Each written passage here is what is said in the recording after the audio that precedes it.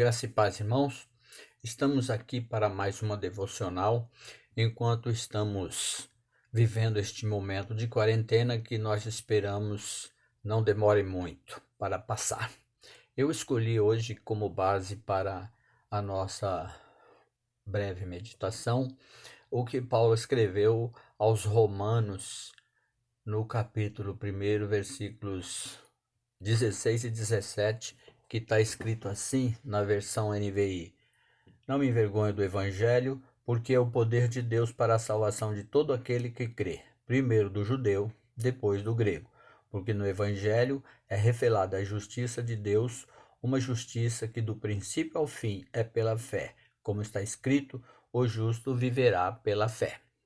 Queridos, eu entendo que Paulo afirmou isto no início da sua carta, exatamente para que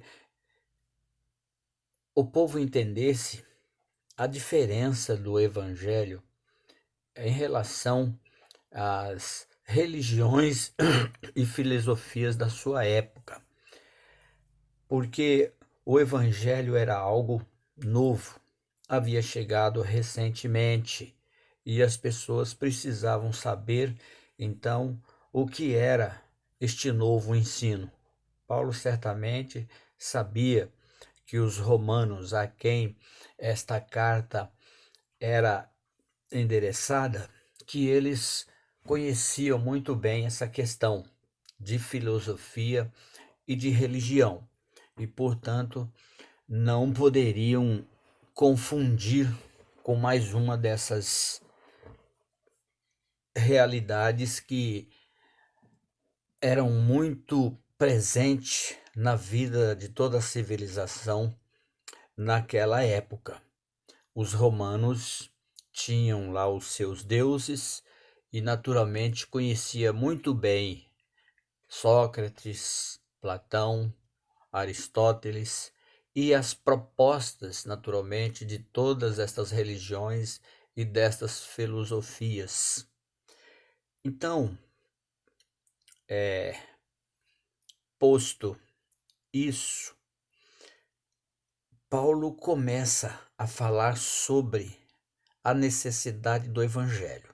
A gente percebe isso quando nós vamos lendo a partir do versículo 18 do capítulo 1 até o capítulo 3, versículo 20, quando Paulo passa a falar da condenação dos gentios, a condenação dos judeus e a condenação de todos os homens.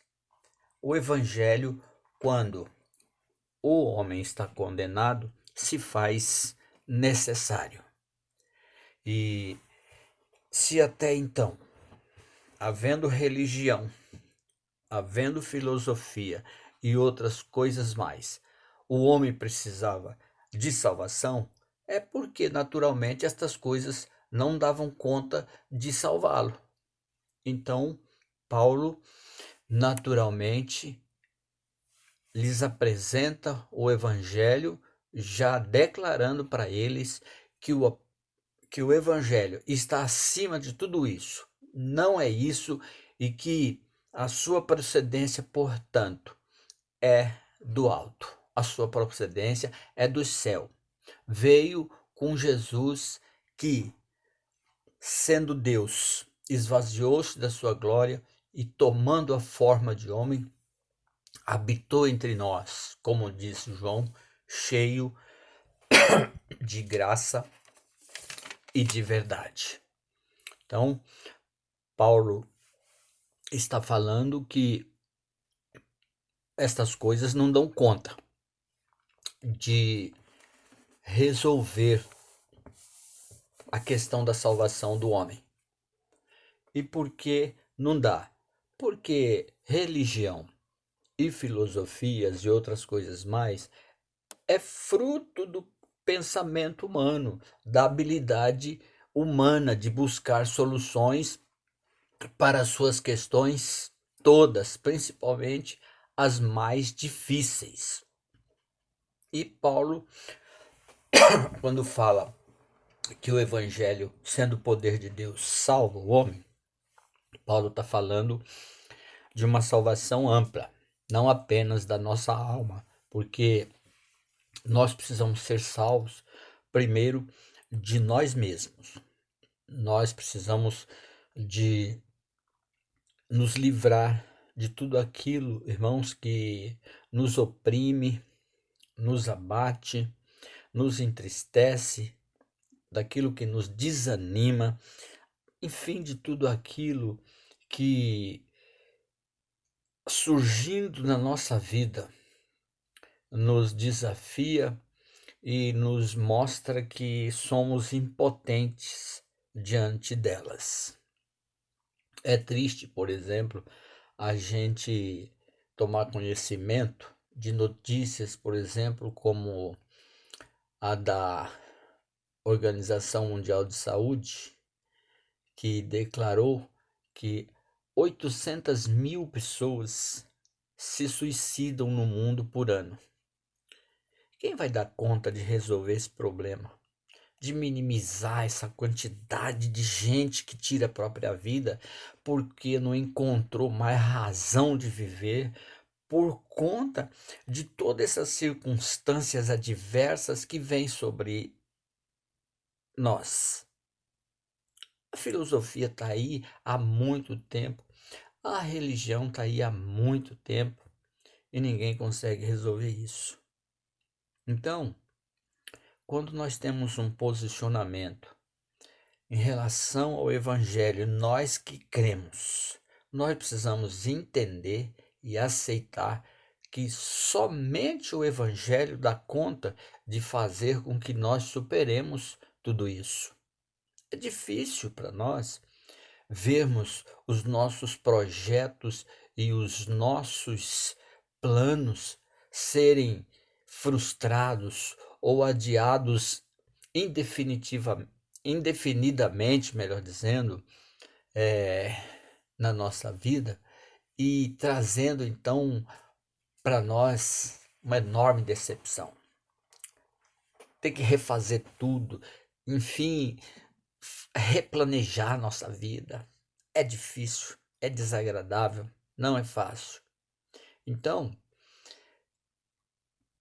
para que a gente precisa de filosofia, de religião, se elas não dão conta?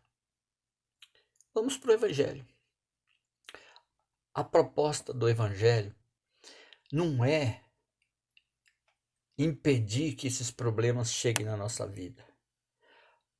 A proposta do Evangelho é trazer para nós um jeito de encarar a vida completamente diferente, enquanto nós não vamos para a eternidade, enquanto estivermos vivos aqui.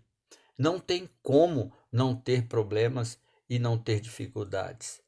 Então, a proposta do Evangelho é trazer para nós salvação eterna, perdão dos pecados, libertação de todas estas coisas e garantir que nós nos tornemos pessoas sólidas emocionalmente, pessoas firmes nos nossos propósitos, pessoas que realmente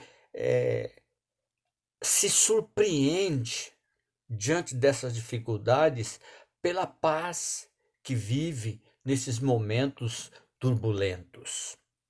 É o próprio apóstolo Paulo que mostra isso para a gente lá na carta aos Filipenses, quando ele diz assim no versículo 11 até o 13: não digo isto porque esteja necessitado, pois aprendi a adaptar-me a toda e qualquer circunstância. Sei o que é passar necessidade e sei o que é ter fartura.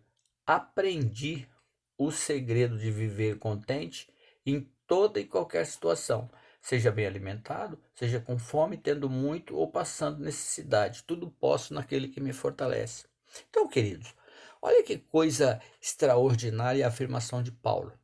Ele disse que aprendeu o segredo de viver contente em toda e qualquer situação. Só o Evangelho pode fazer isso. E sabe por que ele pode? Porque ele é o poder de Deus. Então, a minha palavra para você hoje é esta: aprenda com o Evangelho. Foi com o Evangelho que Paulo aprendeu a ser esse homem que tinha essa capacidade enorme de se adaptar. E aí você se pergunta: a que você tem que se adaptar? Ao isolamento apenas? À perca de um emprego? À perda de uma pessoa próxima a você, muito querida?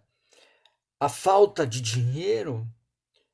A escassez de muitas coisas? Você sabe qual é a situação que você tem que se adaptar. Eu tenho as minhas e estou fazendo isso. Estou recorrendo ao Evangelho para que ele me fortaleça, para que ele me sustente. Fica com esta palavra, analise e pense. E que Deus abençoe o seu coração em nome de Jesus. Amém?